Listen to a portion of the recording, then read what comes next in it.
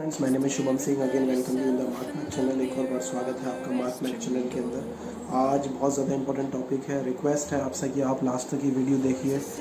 अगर आप कोई भी बिज़नेस के अंदर हैं, आप रिटेलर हैं, बिजनेसमैन, आप मैन्युफैक्चरर हैं, डिस्ट्रीब्यूटर हैं या कोई सर्विस प्रोवाइड करते हैं, बहुत ज़्यादा इंपॉर्टेंट टॉपिक है आज आप लोगों के लिए। तो आज हम लोग जो सबसे इंपॉर्टेंट टॉपिक है कोई भी बिज़नेस को लेके, आज हम लोग बात करने वाले हैं butterfly force model. Butterfly force model is one of the basic thing as well as it is one of the most important thing for any kind of the business. If you really run any kind of the business, you should be know about the butterfly force model. उसको समझना बहुत ज़्यादा ज़रूरी है butterfly force model को।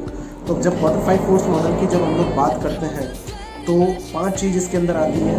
वो 5 चीज़ मैं आप लोगों को बता देता हूँ कौन कौन सी जो 5 चीज़ें बटरफ्लाई फोर्स मॉडल के अंदर आती हैं। सबसे पहले आता है रिवाइवरी ऑफ कॉम्पिटिटर। कॉम्पिटिटर कितने सारे हैं, थ्रेट ऑफ न्यू एंट्रेंस, कौन कौन से न्यू एंट्रेंस हैं, कौन कौन से लोग न्यू प्लेयर्स हैं जो आपके मार्केट के अंदर आ रहे हैं। फिर आती है बायर बार्गेनिंग पावर, जो कस्टमर है आपका वो आपसे जो सामान खरीद रहा है उसकी बायर बार्गेनिंग पावर कितनी है। फिर आता है थ्रेट ऑफ सब्स्टिट्यूट, आप जो प्रोडक्ट या सर्विस प्रोवाइड कर रहे हैं आपके सब्स्टिट्यूट कितने हैं ऑलरेडी मार्केट के अंदर। फिर आता है सप्लायर बार्गेनिंग पावर, जो सप्लायर बार्गेनिंग पावर है वो इंटरलिंक्ड है कि आप जो जहाँ से आप रॉ मटेरियल लेते हैं, जहाँ से आप कोई ऐसा सामान लेते हैं, उनका जो बार्गेनिंग पावर है वो कैसा है। तो एक एक करके इसके बारे में हम लोग डीपली हम लोग बात करते हैं कि इसका मतलब क्या होता है और इसको किस तरीके से हम समझ सकते हैं।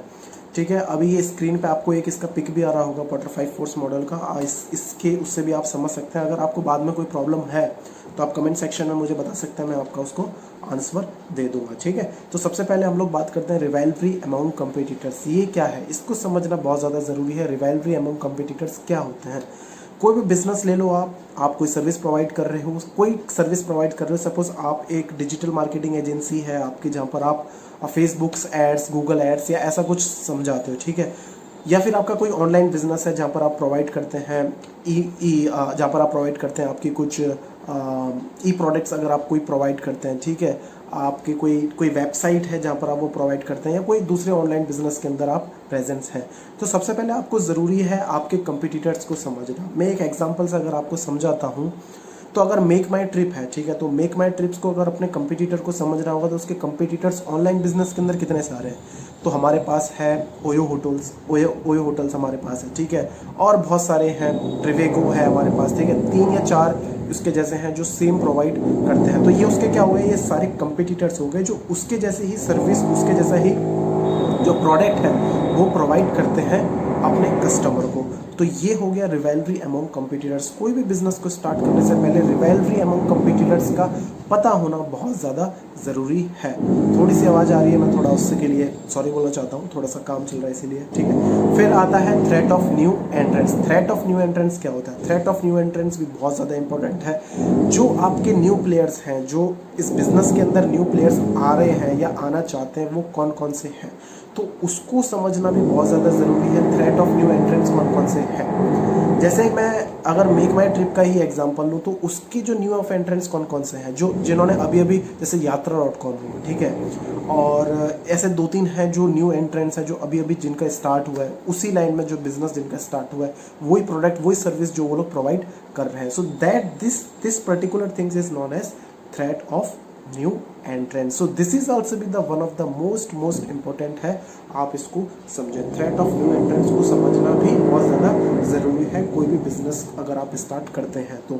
चाहे आप कोई सर्विस प्रोवाइड कर रहे हो, कोई मैन्युफैक्चरर आप हो, कोई डिस्ट्रीब्यूटर हो, या फिर अगर कोई आप ऑनलाइन बिजनेस के अंदर हो, टेंजिबल इंटेंजिबल कोई भी प्रोडक्ट अगर आप प्रोवाइड करते हो, तो इसको समझना बहुत ज़्यादा ज़रूरी है। फिर हम लोग बात करते हैं बायर बार्गेनिंग पावर। अब जिसको आप प्रोडक्ट सेल कर रहे हो, आपके जो कस्टमर्स हैं, आपके जो क्लाइंट हैं, उनकी जो बायर बार्गेनिंग पावर है वो उस पर डिपेंड करता है कि आपके जो कंपटीटर्स हैं ऑलरेडी मार्केट के अंदर वो कितने हैं। मैं मेक माई ट्रिप की अगर मैं बात करूं, अगर कंपटीटर्स ज़्यादा हैं जो उनको अच्छा ऑप्शंस देते हैं, मतलब कोई प्रोडक्ट अगर कोई रूम, कोई प्रोडक्ट, कोई चीज़ अगर आप उनको कोई फिक्स रेट कॉस्ट पर अगर आप उनको प्रोवाइड कर रहे हो, आपके कंपटीटर अगर उसी प्रोडक्ट उसी सर्विस को वेराई करते हैं तो वो आता है बायर बार्गेनिंग पावर। तो उसमें उस केस के अंदर क्या होगा, जो बायर बार्गेनिंग पावर है वो बढ़ जाती है जब आपके कंपटीटर ज़्यादा होते हैं।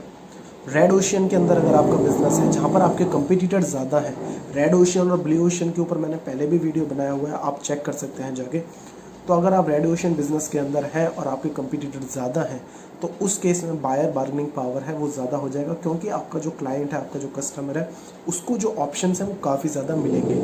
ठीक है, तो ये हो गया बायर बार्गेनिंग पावर। आपके कस्टमर के पास ऑप्शंस कितने हैं। कहीं ऐसा तो नहीं कि जो सर्विस आप प्रोवाइड कर रहे हो आपका कंपटीटर वो ही प्रोवाइड कर रहा है और आपका जो कॉस्ट है वो ज़्यादा है, तो आपका जो क्लाइंट है, जो कस्टमर है, वो स्विच होकर कहीं दूसरी जगह चला जाता है। ठीक है, तो ये डिपेंड करता है कि आप किस तरीके से एनालिसिस करते हो और इसके अंदर जो आपके जो कस्टमर है, आप अगर कोई इनोवेटिव अप्रोच अगर अपने बिजनेस के अंदर रखते हो अपने कंपटीटर्स के कंपेयर में, तो ये उस पर भी डिपेंड करता है कि किस तरीके के आपका जो इनोवेटिव थिंग्स है वो किस तरीके से आपके कंपटीटर से अलग हैं।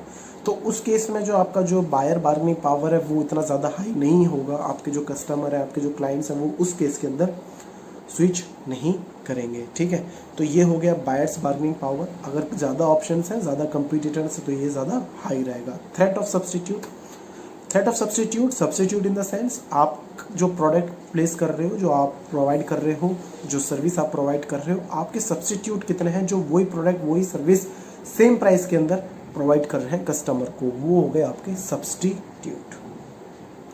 मेक माई ट्रिप का सब्स्टिट्यूट हुआ ओयो होटल्स। ठीक है, क्योंकि वही सर्विस वही हर चीज़। हाँ, मेक माई ट्रिप्स का ये है कि वो ट्रैवलिंग एंड टूरिज़्म के अंदर प्रोवाइड करते हैं ऑनलाइन बुकिंग, और जो ओयो होटल्स हैं वो तो होटल के रिलेटेड ही प्रोवाइड करते हैं। तो ये हो गया थ्रेट ऑफ सब्स्टिट्यूट। इस तरीके से इसको हम समझ सकते हैं कि थ्रेट ऑफ सब्स्टिट्यूट क्या होता है। तो थ्रेट ऑफ सब्स्टिट्यूट भी ज़्यादा हाई नहीं होना चाहिए, क्योंकि थ्रेट ऑफ सब्स्टिट्यूट भी इंटर रेट है कहीं ना कहीं कंपटीटर से। अगर आपके थ्रेट ऑफ सब्स्टिट्यूट भी अगर ज़्यादा है तो आपको प्रॉफिट इतना नहीं हो पाएगा। तो आपको थ्रेट ऑफ सब्स्टिट्यूट भी समझने पड़ेंगे कि ऐसे कौन कौन से कंपटीटर्स, न्यू प्लेयर्स हैं आपके बिजनेस के अंदर जो एक ही सर्विस जो प्रोवाइड आप कर रहे हैं वो सर्विस वो भी प्रोवाइड करते हैं। तो इस केस के अंदर क्या होगा, उसके अंदर बोलेंगे उसको थ्रेट ऑफ सब्स्टिट्यूट। फिर आ गया supplier bargaining power. Supplier bargaining power क्या होती है, मेक माई ट्रिप के एग्जांपल से ही आप लोगों को समझाऊंगा मैं।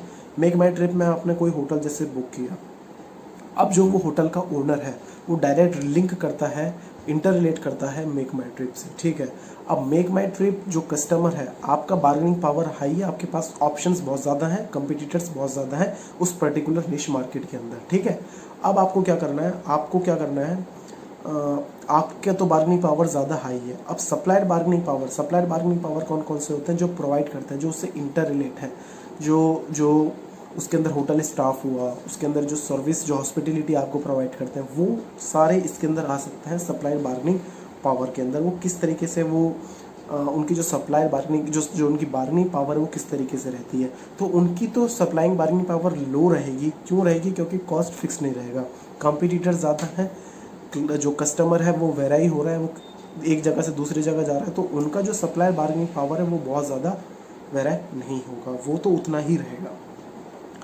तो आई होप ये आप लोगों को समझ में आ गया होगा जो मैं आज आपको कह रहा हूँ। पॉटर 5 फोर्स मॉडल बहुत ज़्यादा इम्पोर्टेंट है अपने निश मार्केट को समझने के लिए, अपने निश टारगेट को समझने के लिए, आप जिस बिज़नेस के अंदर बिजनेस कर रहे हैं उसको समझने के लिए। सो रिवाइवलरी अमंग कंपटीटर, पहला पॉइंट, कंपटीटर्स कितने हैं आपको वो पता होना चाहिए। सेकंड मैंने बताया थ्रेट ऑफ न्यू एंट्रेंट्स, कितने सारे जो न्यू प्लेयर्स हैं मार्केट के अंदर वो कितने सारे एंटर हो रहे हैं वो आपको पता होना चाहिए। फिर मैंने बताया बायर बार्गेनिंग पावर, जो कस्टमर है आपका उसकी जो बार्गेनिंग पावर है वो कितनी ज़्यादा है वो भी आपको पता होना चाहिए। फिर मैंने बात करी थ्रेट ऑफ सब्स्टिट्यूट कितना ज़्यादा है।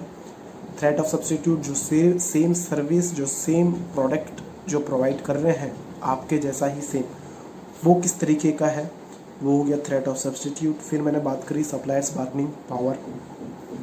बार्गेनिंग पावर कितना ज़्यादा है बिजनेस के अंदर, जो इंटर रिलेट करते हैं आपके बिजनेस से रिलेटेड करते हैं। मैंने मेक माई ट्रिप का आपको एग्जांपल दिया कि किस तरीके से जो सप्लायर्स बार्गेनिंग पावर है वो कैसा किससे उसको इंटर रिलेट वो करता है।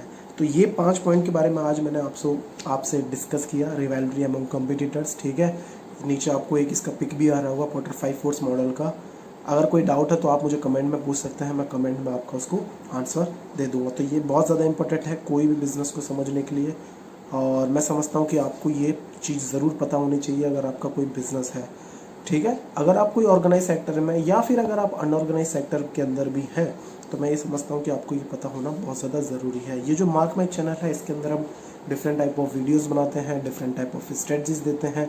हमारा जो अनऑर्गेनाइज सेक्टर है, हमारे जो छोटे एमएसएमई, जो छोटे व्यापारी हैं, जो छोटे रिटेलर हैं, होलसेलर हैं, डिस्ट्रीब्यूटर हैं, उनके लिए एक तरीके से हम लोग स्ट्रेटजीज प्रोवाइड करते हैं कि किस तरीके से इन चीज़ों को अगर वो अप्लाई करते हैं अपने बिजनेस के अंदर, तो वो किस तरीके से ग्रो कर सकते हैं आगे चलकर, और कौन कौन सी अपॉर्चुनिटी है उनके पास, कौन कौन सी मार्केटिंग स्ट्रेटजीज को ऑप्ट करके वो ये अपना जो बिज़नेस है उसको बढ़ा सकते हैं, इंटेंसिफाई कर सकते हैं। So this is the very very important videos, this is the very important channel. If you are doing any kind of the business in any circumstances, if you are the service provider or whatever the thing you have to be get provide in your market related to the business, so I think that this is the one of the most and the lucrative opportunity I say for you if you are just follow such this channels, okay। So it's a very request to you that you should also भी इसको आप share कीजिए जितना से ज़्यादा हो सके, क्योंकि हम ये समझते हैं कि अगर ये जितने भी हम पॉइंट्स इसके अंदर डिस्कस करते हैं मार्क माई चैनल के अंदर, अगर ये कहीं ना कहीं उनको यूज़ हो सकता है। अगर आपका बिजनेस आपको बहुत ज़्यादा इंटेंसिफाई करना है तो इन स्ट्रेटजीज को आप फॉलो कीजिए, क्योंकि ये अनऑर्गेनाइज सेक्टर के लिए भी बहुत ज़्यादा ज़रूरी है, ठीक है। और अभी हम लोग धीरे धीरे जो हमारा जो अनऑर्गेनाइज सेक्टर जिसकी मैं हमेशा बात करता हूँ, जो 70% हमारा अनऑर्गेनाइज सेक्टर है, उसके लिए हम काफ़ी ज़्यादा आने वाले टाइम पे वीडियोस बनाएंगे, काफ़ी ज़्यादा स्ट्रेटजीज हम लोग प्रोवाइड करने वाले हैं इसी मार्क मैक चैनल के माध्यम से, ठीक है। तो अगेन बहुत बहुत धन्यवाद आपका ये वीडियो पूरा देखने के लिए, पॉटर 5 फोर्स मॉडल। और मैं ये कहूँगा कि और भी बहुत सारे वीडियोस और स्ट्रेटजीज मार्केटिंग के रिलेटेड, बिजनेस के रिलेटेड इस चैनल के ऊपर आने वाली हैं। इस चैनल को अगर आप सब्सक्राइब करते हैं तो ये उस किरण की तरह है जो पहली किरण पेड़ के ऊपर गिरती है और उस पेड़ को एक एनर्जी प्रोवाइड करती है। तो मैं ये समझता हूँ कि अगर आपका कोई छोटा भी बिजनेस है, बड़ा बिजनेस है, और अगर आप इन चीज़ों को फॉलो करते हैं अपने बिजनेस के अंदर, तो ये काफ़ी ज़्यादा आपके लिए यूज़फुल रहेगा। So again thanks, watch this video. और आप इसी तरीके के ये जो वीडियोज़ हैं, ये जो जितने भी हम स्ट्रेटजीज बनाते हैं, अगर आप अप्लाई करते हैं तो आपको ये कहीं ना कहीं बहुत ज़्यादा यूज़फुल होगा।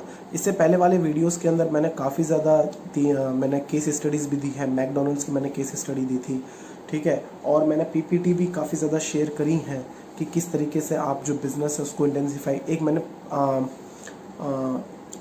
प्राइवेट लेबलिंग के ऊपर मैंने एक इसके अंदर पीपीटी शेयर करी हुई है मार्क माई चैनल के अंदर, तो आप उसको जाके चेक कर सकते हैं कि जो प्राइवेट लेबलिंग होती है वो क्या होती है और किस तरीके से आप उसका यूज़ करके अपना जो बिज़नेस है उसको ग्रो कर सकते हैं। तो मैं तो यही कहूँगा कि बहुत ज़्यादा इसमें बहुत ज़्यादा लोग सोचते हैं कि हमारा जो बिज़नेस है वो क्यों ग्रो नहीं हो रहा। हम बस चीज़ ये है कि आपको वेल रीड करना है। कोई भी बिज़नेस अगर आप स्टार्ट करते हैं, आपको ज़रूरत है कुछ स्ट्रेटजीज को इन्वॉल्व करने की, आपको ज़रूरत है कंज्यूमर बिहेवियर की, आपको ज़रूरत है कुछ ज़्यादा तो इनोवेटिव नहीं करना, लेकिन कुछ जो बिज़नेस जो मार्केट टेंडेंसी है उसको समझने की आपको ज़रूरत है। तो ये बहुत ज़्यादा ज़रूरी है कि हम इसके ऊपर काम करें और हम इसके ऊपर ध्यान दें, ठीक है। तो रिक्वेस्ट है आपसे, आप इसको शेयर कर सकते हैं ताकि लोग इसको देखें और जो बिज़नेस है वो अपना इजीली इसके अंदर ग्रो कर सके। तो ये सारी जो वीडियोस हैं, स्ट्रेटजीज़ हैं, काफ़ी सारा इसके अंदर हमने आगे भी शेयर किया हुआ है, तो आप इसको चेक कर सकते हैं कौन कौन सी हमने डिफरेंट टाइप ऑफ इसके अंदर बिजनेस स्ट्रेटजीज बनाई हुई हैं, डिफरेंट टाइप ऑफ थिंग्स बनाई हुई है। कोई भी क्वेश्चन या डाउट अगर आपके माइंड के अंदर आता है बिजनेस को रिलेटेड, तो आप कमेंट सेक्शन में नीचे बता सकते हैं और आप फ्रीली क्वेश्चन पूछ सकते हैं। इंस्टाग्राम का लिंक भी मैंने नीचे दे रखा है, फेसबुक पेज का लिंक भी मैंने नीचे दे रखा है। कोई भी क्वेश्चन है आप कमेंट सेक्शन में पूछ सकते हैं। बिजनेस रिलेटेड कोई भी क्वेश्चन है उसका हम लोग आपको आंसर देंगे। कोई भी अगर आपके बिजनेस के अंदर प्रॉब्लम आ रही है उसका भी हम लोग आंसर आपको करेंगे कि कौन कौन सी प्रॉब्लम है जिसको आप बिजनेस में अगर है आपकी बिजनेस के अंदर तो आप उसको किस तरीके से सॉल्व कर सकते हैं, और कौन कौन सी चीज़ है जो आपको एक लिक्विडिटी अपॉर्चुनिटी आने वाले टाइम में, फ्यूचर में, पोस्ट कोविड-19 आप बाउंस बैक कर सकते हैं, किस तरीके से आप उनको अप्लाई कर सकते हैं और जो बिज़नेस है उसके अंदर फतेह हासिल कर सकते हैं। Again thanks watching this channel. Bye guys.